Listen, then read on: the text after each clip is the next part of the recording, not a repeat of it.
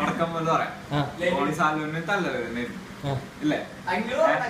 ഞാൻ ആ അവസരം മുതലെടുത്ത് ഞാൻ ഓടിച്ചോട്ടെ ചോദിച്ചു. അപ്പൊ പുള്ളി പറഞ്ഞു ഓക്കെ പറഞ്ഞു. ബാക്ക് ബ്രേക്ക് സീൻ എടുത്ത് അത്ര നേരം ബാക്ക് ബ്രേക്ക് കുഴപ്പമുണ്ടായില്ല, ശരിയാക്കി വെച്ചിട്ടുണ്ടായിരുന്നു. എടുത്ത് അവിടെ എത്തിയപ്പോ ചവിട്ടിയപ്പോഴാണ് മറ്റേ പഴയ പ്രശ്നം ഓർമ്മയില്ലേ, പഴയ പ്രശ്നം. അത് കഴിഞ്ഞിട്ട് ഞാൻ ഇങ്ങനെ പോണേ. അപ്പൊ നോർമൽ ഡ്രൈവ് ഒക്കെ ഉണ്ടാവും, വലിയ പൊളിയൊന്നുമില്ല. പിന്നെ എന്താണ് ഒരു ഹൈവേയിൽ വെച്ച് എന്താണ് മറ്റേ വൈറ്റില് നമ്മുടെ പോണ ഹൈവേയില് അവിടെ വെച്ച് ഞാൻ കുറച്ച് സ്പീഡ് പോയപ്പോഴേ പുള്ളി പറഞ്ഞു പയ്യെ പോയാ പിടിച്ചാൽ കിട്ടില്ല. അപ്പൊ ഞങ്ങൾ 60 ഇങ്ങനെ മെയിൻറ്റെയിൻ ചെയ്ത് തുടങ്ങി. ഇവിടേക്ക് ഒരു പൾസർ 220 ഒരു ചേച്ചി ഒരു ചേട്ടൻ. അപ്പൊ ഗോൺസാല ഞാൻ പറഞ്ഞു പൊട്ടിക്കട്ടെ. അപ്പൊ ഗോൺസാല ഓക്കെ അപ്പൊ ഞാൻ നൈസായിട്ട് പൊട്ടിച്ചിട്ട് അവരുടെ ഫ്രണ്ടിൽ പോയിട്ട് എഞ്ചിൻ കട്ടോ പൊടിക്കും, പൊട്ടും. മൈൻഡ് ഇതെങ്ങനെയാണെന്നൊക്കെ പറഞ്ഞു ഗോൺസാല എന്നോട് പഠിപ്പിച്ചു തരാനുള്ള വേണ്ടി ചോദിച്ചു. അതെന്റെ ഇങ്ങനെ പോയിക്കൊണ്ടിരിക്കണാടാ. എന്നിട്ട് പോയപ്പോഴേക്കും ഒരു എഫ്സിക്കാരൻ ഞങ്ങളെ ഓവർടേക്ക് ചെയ്തു. അവന് പൂര വെട്ടി. അവന് ഇതുപോലെ അവനെ ഓവർടേക്ക് ചെയ്ത് എഞ്ചിൻ കട്ടോ പൊടിച്ച് ടോ.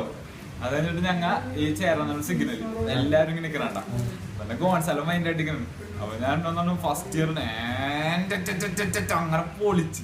അപ്പൊ അതിന് ഗോൺസാല മൈക്കോട് എങ്ങനെയാണ് സാധനം ചെയ്യണമെന്നൊക്കെ ചോദിച്ച് ഇങ്ങനെ പോയിക്കൊണ്ടിരിക്കണ. വരാപ്പുഴ പാലം എത്തിയപ്പോഴേക്കും ടോൾ ഇറങ്ങി. അവിടെ വെച്ചാൽ ഭയങ്കര സ്ലോ. അപ്പോഴേക്കും രണ്ടെണ്ണം ഡ്യൂക്കിനും മൂളിക്കും. അപ്പൊ എനിക്ക് മൈൻഡായി. ഞാൻ പിന്നെ അടുത്ത് കയറിട്ട് അപ്പൊ തന്നെ അവർ പേടിച്ചിട്ടാ. ഇവിടെ ഫ്രണ്ടിലൊരു ബസ് ഞാൻ അടുത്തേ കൂടി ഇങ്ങനെ എടുത്തിട്ട് നദി കൂടി ഇങ്ങനെ പോയിക്കൊണ്ടിരിക്കണം. അപ്പോഴേക്കും ഒരു പുള്ളി ഇൻഡിക്കേറ്റർ ലെഫ്റ്റിലോട്ട് ഒരൊറ്റ അളവ് പുള്ളിയുടെ സൈഡിൽ ഇടിച്ചപ്പോ തന്നെ ഞാൻ എന്റെ രണ്ട് കയ്യില് ഫ്രണ്ട് ബ്രേക്കും ബാക്കിൽ ചവിട്ടി ഞാൻ പാളി ഇങ്ങനെ നമ്മ വീഗന്നെ പോയി. നല്ല രസം ഇങ്ങനെ പോയി അവിടെ ചെന്ന് ആ മീഡിയം ബസ് ഇടിച്ചിരുന്നു. വീടിന് പിടിച്ചില്ലെങ്കിൽ ഞങ്ങൾ താഴത്തോട്ട് അപ്പൊ തന്നെ ഇറങ്ങി വണ്ടിയിൽ നോക്കി. അപ്പോഴേക്കും കോൺസെപ്റ്റ് പറ്റിയാന്ന് ചോദിച്ചു ചെന്നപ്പോ പുള്ളിക്കാരോട് പറഞ്ഞേക്കും. അപ്പൊ തന്നെ കോൺസെപ്റ്റ് ഞാൻ ഓടിച്ചെന്ന് പറഞ്ഞോളാം പറഞ്ഞു. അപ്പൊ ഞാൻ ജാക്കറ്റ് ഒക്കെ ഊരി ഞാനപ്പോ തന്നെ ഓട്ടോ കാണിച്ച് ഓട്ടോ കയറ്റിക്കൊണ്ട് ഉള്ളിനെ പോയി. ആ പുള്ളി ഓട്ടോയിൽ നിന്ന് ഇങ്ങനെ എന്താണ് എന്തിനാണ് മക്കളെ കൊല്ലാൻ തന്നെ ചേട്ടാ ചേട്ടൻ ഇൻഡിക്കേറ്റർ ഇല്ല ഞാൻ കണ്ടില്ല സോറി ഏട്ടാന്നൊക്കെ പറഞ്ഞു. പിന്നെ പുള്ളി എന്നെ കെട്ടിപ്പിടിച്ചൊക്കെ ഉണ്ടേക്കണം. ഇല്ല പറഞ്ഞിട്ടില്ല പേടിക്കണ്ട. എന്നിട്ട് ഗവൺമെന്റ് എത്തിയപ്പോ ഓട്ടോണ്ട് അടച്ചുകൊണ്ട് ഞാൻ അപ്പൊ തന്നെ ഓടിപ്പോയിട്ട് ഒരു വീൽ ചെയർ എടുത്തിട്ട് വന്ന് മറ്റേ വീൽ ചെയർ ഒന്നും ആളൊക്കെ തള്ളിയിട്ട് ഞാൻ പോയി എടുത്തിട്ട് വന്നു. ഞാൻ പുള്ളിനെ ഇട്ട് ഇട്ട് അപ്പൊ ഞാൻ കുഴപ്പമൊന്നും ഉണ്ടാവില്ല. പുള്ളിക്കാ വീണേന്റെ ഒരു ഇതായിരിക്കുന്ന ഒരാഴ്ച ഈ ഷർട്ട് ഊരി അപ്പോഴേക്കും ഇന്നർ പിന്നെ അത് ഊരാൻ പറ്റണില്ല. പുള്ളിക്ക് അപ്പൊ വേനെടുക്കണം. അപ്പൊ തന്നെ കത്രി വെച്ച് കട്ട് ചെയ്തപ്പോഴേക്കുണ്ടല്ലോ ഇത് ഇത്ര ലെങ്ത്തിലെ സ്റ്റിച്ചിന്റെ പാട് ഇത്ര ലെങ്ത് സ്റ്റിച്ച് ഇതിനു മുമ്പ് ഓപ്പറേഷൻ കഴിഞ്ഞാൽ. അപ്പൊ ഞാൻ ഒന്നില്ലെങ്കിൽ ഇന്റർബ്ലീഡിങ് ആണെങ്കിൽ ഒരു അരമണിക്കൂറിനുള്ളിൽ വടിയാവും. അപ്പൊ തന്നെ എന്തായാലും തീരുമാനം ഞാൻ ജയിലിൽ പോകേണ്ടി വരും. അത് കഴിഞ്ഞിട്ട് അപ്പൊ പറഞ്ഞ അവരുടെ മോന്തൊക്കെ ഡോക്ടർമാരൊക്കെ അതുകൊണ്ട് ഇവിടെ വെച്ച് ശരിയാവില്ല. അപ്പൊ ഞാൻ പെട്ടെന്ന് ആംബുലൻസ് വിളി ഞാൻ ഓടിപ്പോയിട്ട് ആംബുലൻസ് വിളിക്കാണ്ട് മറ്റൊക്കെ പറഞ്ഞ് അപ്പോഴേക്കും പുള്ളിക്കാരന്റെ ഭാര്യ വന്നു. അപ്പൊ എന്നോടൊന്നും ചിന്ത ഒന്നും പറ്റിയിട്ടില്ല ചെയ്യുന്ന പറഞ്ഞ് പുള്ളിക്കാരൻ അവനെ ഓടിപ്പോയിട്ട് പുള്ളിനെ കെട്ടിപ്പിടിച്ച് കരച്ചു.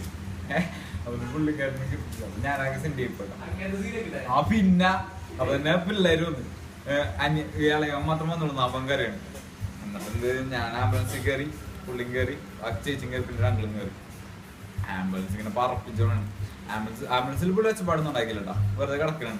അപ്പോഴേക്കും കണ്ടെയ്നറോട് ഇടയ്ക്ക് ഇങ്ങനെ പൊക്കം ചാട്ടമൊക്കെ ഉണ്ടല്ലോ, ഒറ്റ ചാട്ടം ചാടി ഇങ്ങനെ വീണപ്പോഴേക്കും പുള്ളി അമ്മേ വെച്ചിട്ടുണ്ടാക്കി. അപ്പൊ തന്നെ അങ്കിള് എവിടെ ഒക്കെയാണ് വണ്ടി എടുത്ത് കൊടുക്കുന്ന വെച്ചപ്പാടൊക്കെ ആ സൗണ്ടൊക്കെ വേണ്ട. അപ്പൊ തന്നെ ഒരുത്തൻ വിളിച്ചാണ് ബ്രോ സൺഡേ ഫ്രീ ആണ് പിക്ക് എടുക്കാൻ പറ്റുമോ? ഒരു ക്രിസ്ത്യൻ എന്ന് പറഞ്ഞ ശാവം. അപ്പൊ അവന് ആംബുലൻസ് സൗണ്ടൊക്കെ കേൾക്കണം. പിന്നെ ഞാൻ പിന്നെ വിളിക്കാം കട്ടികളാണ്. അപ്പൊ എന്നിട്ട് അവിടെ ചെന്ന് ഞാൻ പിന്നെ പുള്ളിനെ കയറ്റി. അപ്പൊ ഞങ്ങളൊക്കെ പുറത്തിറക്കി. ഞാൻ പിന്നെ അവിടെ കുറെ നേരം ഇങ്ങനെ ഇരുന്നു. ഗോൺസാലിനെ വിളിച്ചപ്പോ ഗോൺസാലോ അവിടെ LF-ൽ. അത് കഴിഞ്ഞിട്ട് ഞാൻ അവിടെ നിന്ന്. അപ്പൊ എന്റെ ഒരു പൊരുന്ന് പറഞ്ഞാൽ ഞാൻ പുറത്തിങ്ങനെ നിൽക്കണ്. മണി 12 12 പള്ളിയുടെ കൂട്ടുകാരൻ വന്ന് എന്റെ പുള്ളിയുടെ കൂട്ടുകാരൻ അനണിക്സിന്റെ ആയിട്ട് അതിനിടയ്ക്ക് എന്റെ പപ്പയൊക്കെ വന്നിട്ട മറ്റേ ഹോസ്പിറ്റലിൽ പപ്പയ്ക്ക് അറിയാവുന്നവരാണ്. എന്നിട്ട് ഞാൻ അവിടെ തിരിച്ചു പോന്ന് വീട്ടിൽ പോയി കിടന്നു തുടങ്ങി. ഉറപ്പില്ലാതെ ഇങ്ങനെ എന്തെങ്കിലും ആലോചിച്ച് മൊത്തം ഇങ്ങനെ ഡിസപ്പോയിന്റ്മെന്റ്. എന്ത് അപ്പൊ തന്നെ ബഡ്ഡിയെ വിളിച്ചു, ബഡ്ഡി ഡിയോ സെയിലാകണോട്ടെ 25 rupees എന്നാണ് ആരും അറിയും.